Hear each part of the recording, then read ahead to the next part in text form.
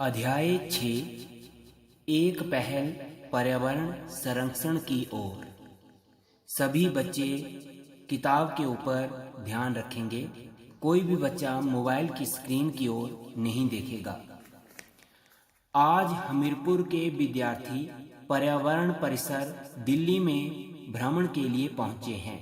विद्यार्थी यहां अनुभवी वैज्ञानिकों से बातचीत करना चाहते हैं।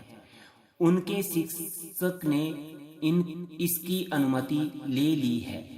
जल्द ही सब बच्चे गुरुजी के साथ वैज्ञानिक कक्ष में पहुंचे।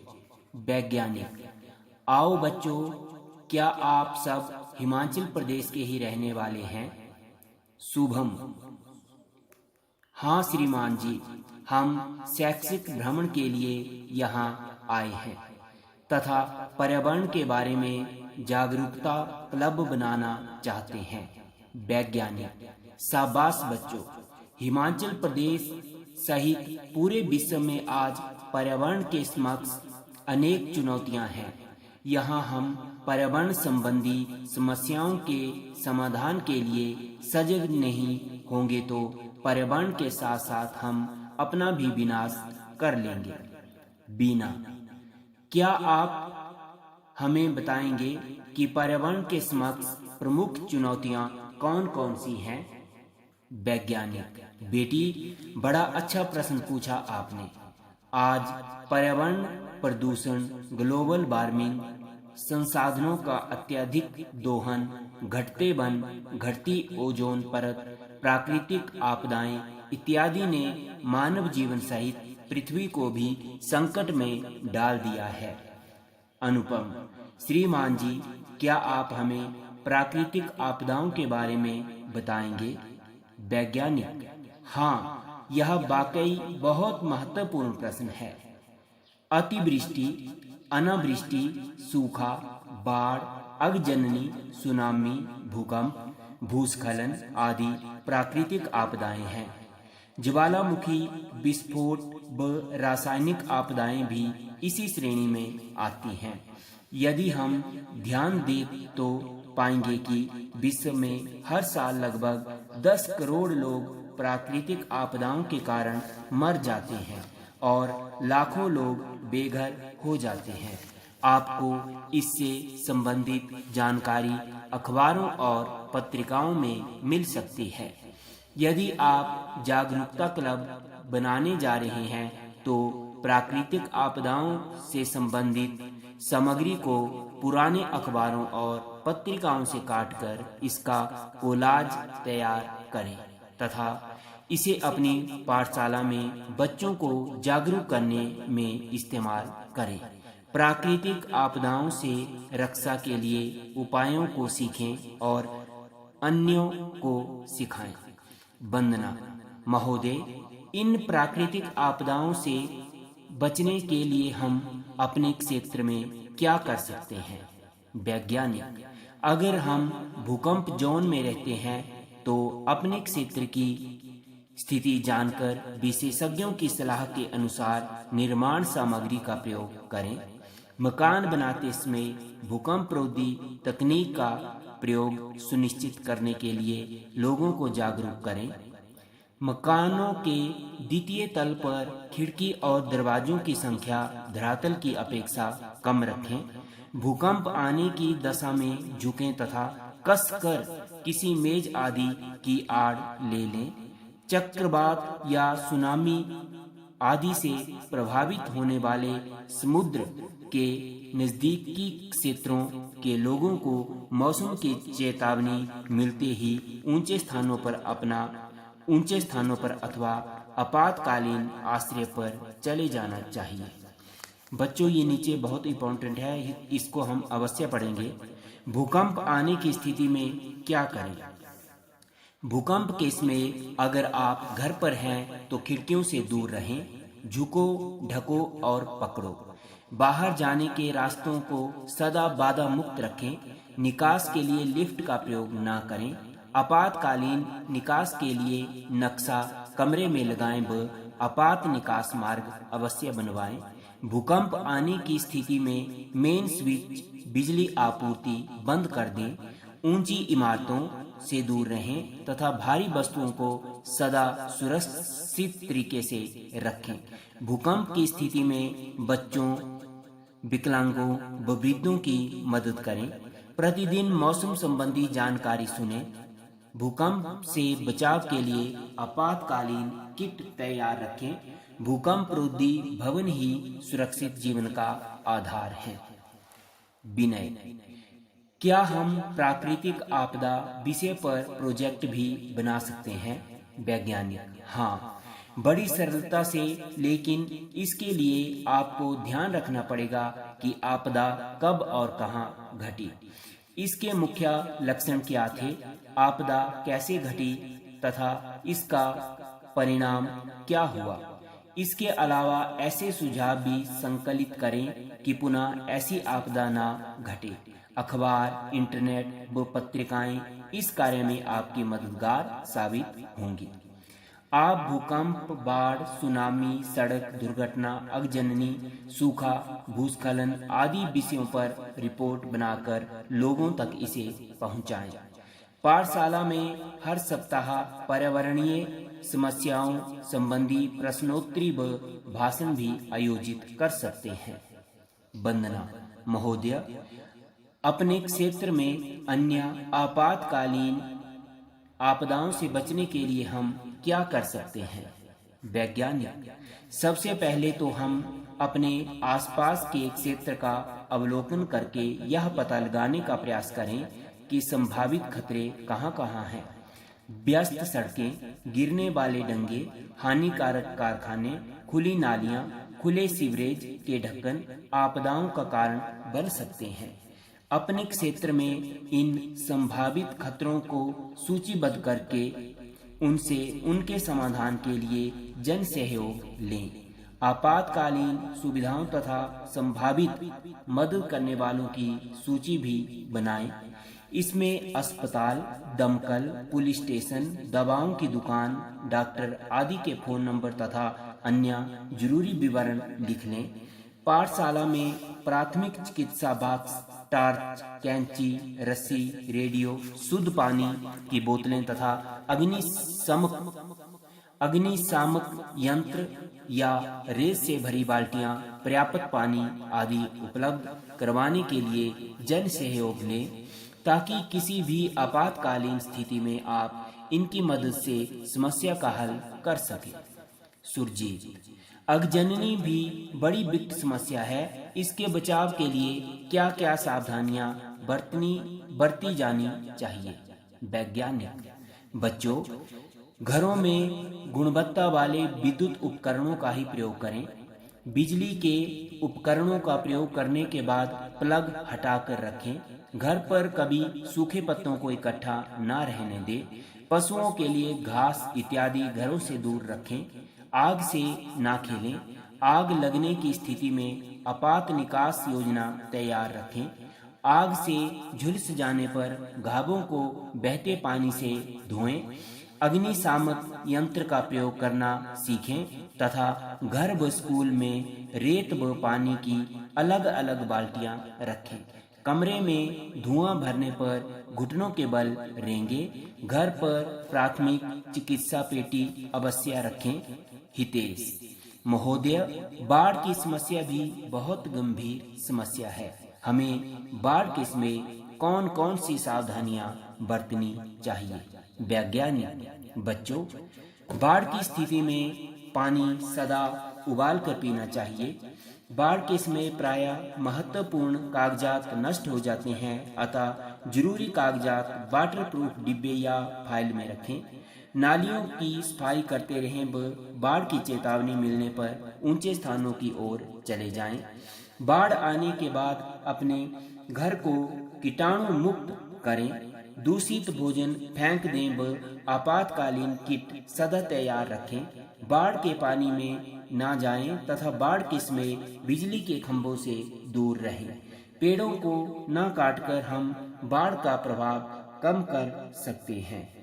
बाढ़ आने पर बचाव व राहत कार्यों में मदद करें। श्याम महोदय, हमारे देश में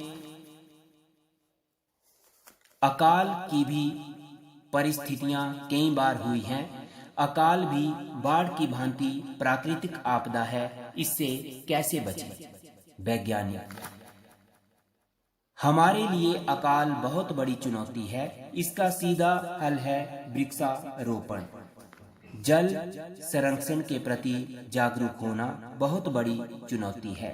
वर्षा के जल का संग्रहण करें तथा भोजन व पानी कभी व्यर्थ न गवाएं।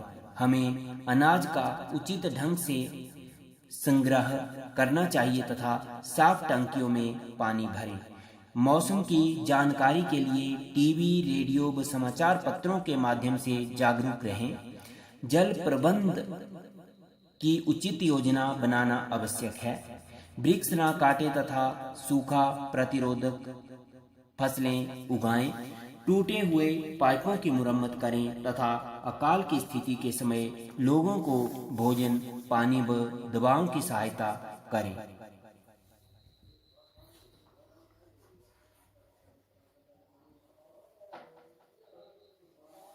शिक्षक महोदय ने आप सबको प्राकृतिक आपदाओं से बचाव के लिए बड़ी महत्वपूर्ण जानकारी दी। अब हम जलवायु परिवर्तन के बारे में भी इनसे बातचीत करेंगे। पिघलते हिमखंड, बढ़ता समुद्री जलस्तर, तटीय क्षेत्रों में बाढ़, तूफान, भारी हिमवर्षा, ऋतु चक्र परिवर्तन, सूखा, लू चलना, फसल नष्ट होना आदि जलवायु परिवर्तन के ही प्रभाव हैं। वैज्ञानिक: हाँ गुरुजी, यह महत्वपूर्ण विषय है। वृक्षारोपण करना तो जलवायु परिवर्तन को सकारात्मक बनाने का मूल मंत्र है। हमें थोड़ी दूरी के लिए पैदल चलना चाहिए या साइकिल का प्रयोग करना चाहिए। पानी व्यर्थ न गवाएं। आप अपने स्कूल के लिए एक जलवायु परिवर्तन योजना बनाएं। बेकार पड़ी वस्तुओं को पुनः चक्रित करें तथा वर्षा जल संग्रहण व्यवस्था का प्रभावी उपयोग करें। अपने घर व गांव में इसका खूब प्रयोग करें। ऊर्जा बचाने के लिए CFL, LED या सौर उपकरणों का प्रयोग करें।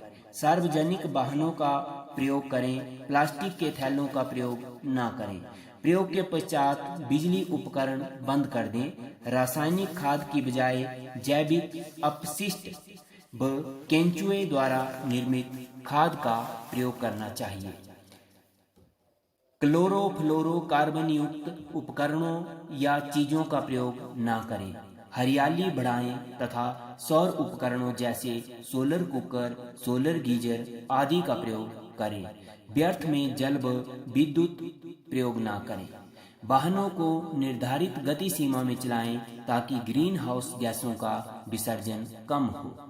जन जागरूकता ही इन समस्याओं को हल करने में अग्रणी भूमिका निभा सकती है। अच्छी आदतें। नंबर 1, पानी के सदुपयोग के लिए। नंबर 1, प्रयोग के बाद नल बंद कर दें। नालियों से पानी के रिसाव की तुरंत मुरम्मत। नंबर 3, घर के व्यर्थ पानी का क्यारियों में सिंचाई के लिए प्रयोग करें।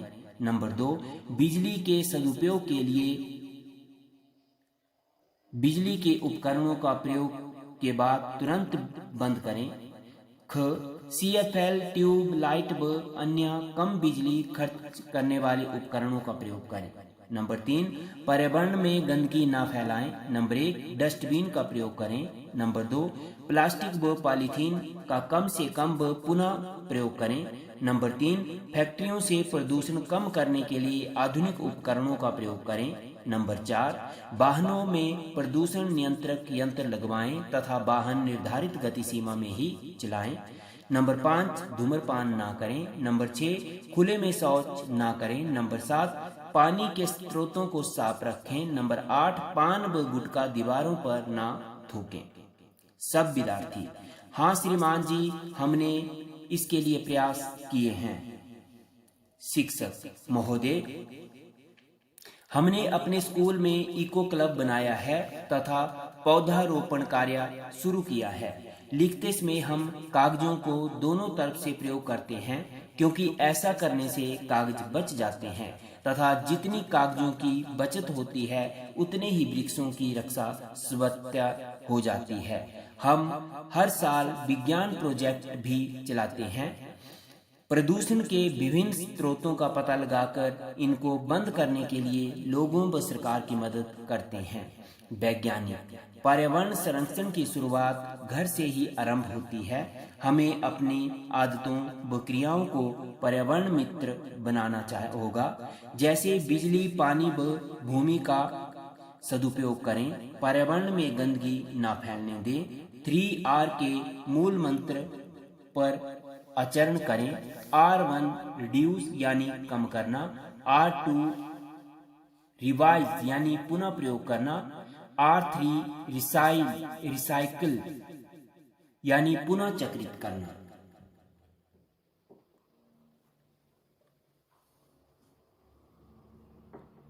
शिक्षक महोदय, हमारी यात्रा सफल हो गई। आपने हमें जो जानकारियां दी हैं उन्हें व्यवहारिक जीवन में अपनाएंगे तथा इनको हर गांव, हर व्यक्ति तक पहुंचाएंगे। वैज्ञानिक धन्यवाद, आपसे बातचीत में बड़ा आनंद आया।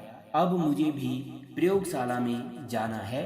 अच्छा बच्चों, इन बातों को जरूर अपनाना ताकि हमारी पृथ्वी पर हमारा जीवन स्वच्छ व सुरक्षित बने।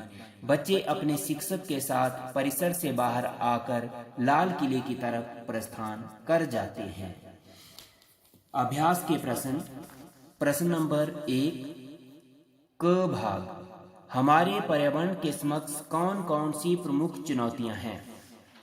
उत्तर, हमारे पर्यावरण के समूह पर्यावरण प्रदूषण, ग्लोबल वार्मिंग, संसाधनों के अत्यधिक दोहन, घटते वनों, घटती ओजोन परत आदि की चुनौतियां हैं।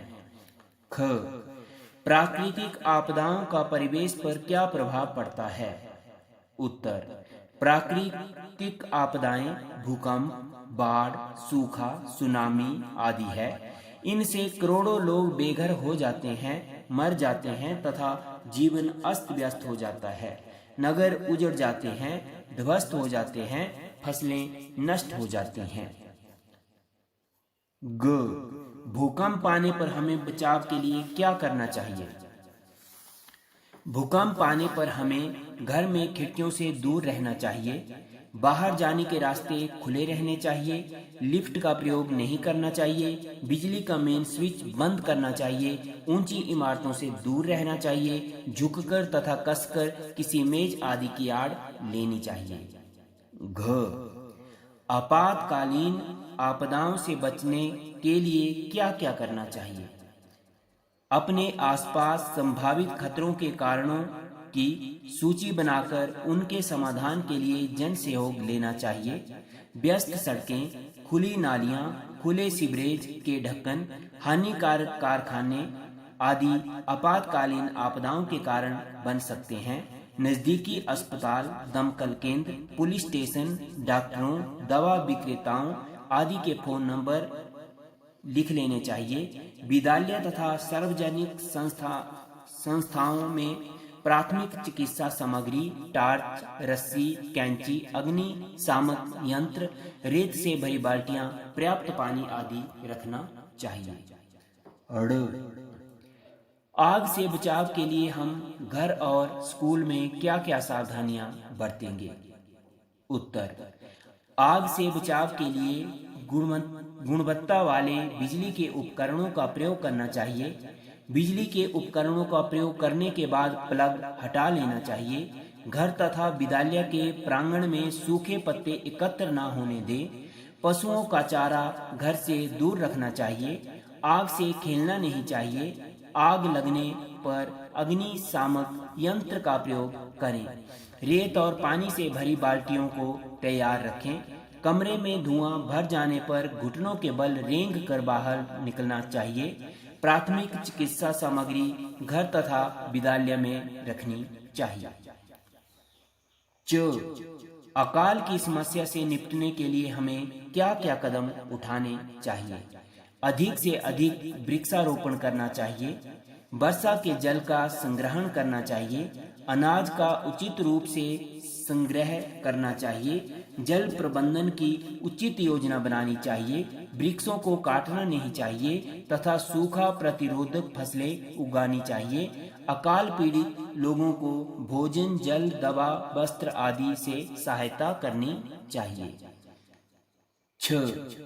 पेयजल शुद्धता तथा वर्षा जल भंडारण के लिए आप कौन कौन से पग उठाएंगे? पेयजल की शुद्धता के लिए पानी को उबालकर ठंडा करके प्रयोग में लाएं। सरकारी परियोजनाओं द्वारा वितरित नल के जल का प्रयोग किया जाए। वर्षा के जल के भंडारण के लिए तालाब, भूमिगत टैंकों आदि का निर्माण किया जाना चाहिए।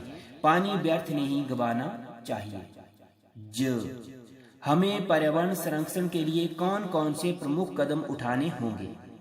उत्तर: हमें पर्यावरण संरक्षण के लिए अधिक से अधिक वृक्ष लगाने चाहिए। कूड़ा इधर उधर नहीं फेंकना चाहिए। प्लास्टिक और पॉलीथीन का प्रयोग नहीं करना चाहिए। फैक्ट्रियों तथा वाहनों में प्रदूषण नियंत्रक यंत्र लगाने चाहिए। पानी के स्रोतों को साफ रखना चाहिए। 3R 3R मूल मंत्र क्या है? क्या आप इसका अनुसरण करते हैं? 3R मूल मंत्र में R1 रिड्यूस अर्थात कम करना, R2 रीयूज अर्थात पुनः प्रयोग करना तथा R3 रिसाइक अर्थात पुनः चक्रित करना। हम इसका अनुसरण करते हैं। अगला प्रश्न है बच्चों, आपके दृष्टिकोण से एक जागरूक नागरिक में पर्यावरण संरक्षण के लिए कौन कौन सी अच्छी आदतें होनी चाहिए? उत्तर है, पर्यावरण संरक्षण के लिए एक जागरूक नागरिक को पानी का सदुपयोग करना चाहिए, नल व्यर्थ नहीं खुला रहना चाहिए, बिजली खर्च कम करना चाहिए, अच्छे बिजली उपकरणों का प्रयोग करना चाहिए, पर्यावरण में गंदगी नहीं फैलानी चाहिए, प्लास्टिक तथा पॉलीथीन का प्रयोग नहीं करना चाहिए, वृक्षारोपण करना चाहिए, फैक्ट्रियों तथा वाहनों में प्रदूषण नियंत्रक यंत्र लगाने चाहिए। प्रश्न नंबर 2, पर्यावरण संरक्षण में हम पिछड़ते जा रहे हैं, इस विषय पर 150 शब्दों में अपने विचार लिखें। आज हमारे सामने पर्यावरण संरक्षण के लिए अनेक चुनौतियां हैं। पर्यावरण प्रदूषण दिन प्रतिदिन दुगना चौगुना होता जा रहा है। वाहनों से निकलने वाला धुआं, कारखानों से निकलती गैसें तथा दूषित जल वातावरण एवं धरती को विषाक्त करते जा रहे हैं।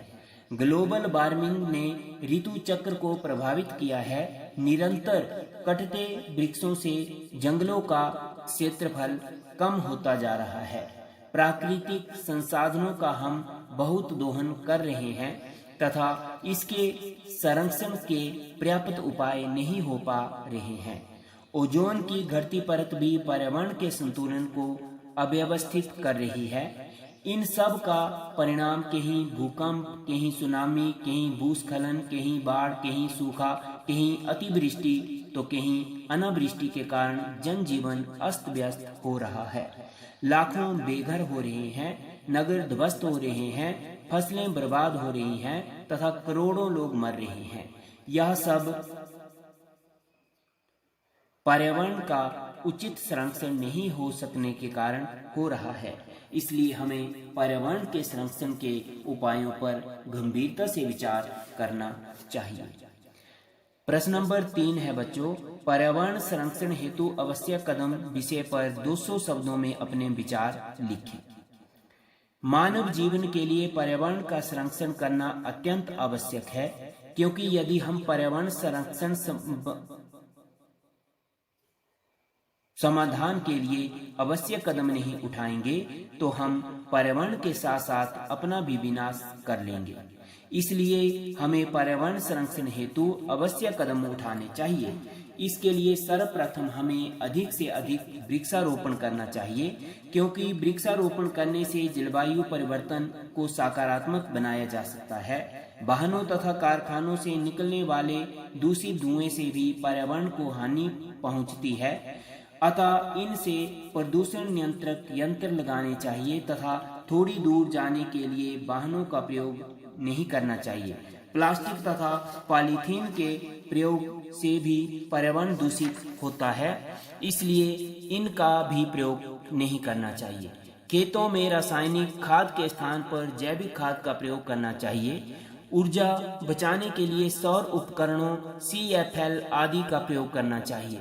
व्यर्थ में जल तथा विद्युत का प्रयोग नहीं करना चाहिए। वर्षा के जल के संग्रहण की योजना बनानी चाहिए। कूड़ा करकट इधर उधर नहीं फैलना चाहिए, इससे भी पर्यावरण दूषित होता है। इस प्रकार के कार्यों से हम अपने पर्यावरण को संरक्षित कर सकते हैं तथा पर्यावरण प्रदूषण के कारण आने वाले खतरों से बचा जा सकता है।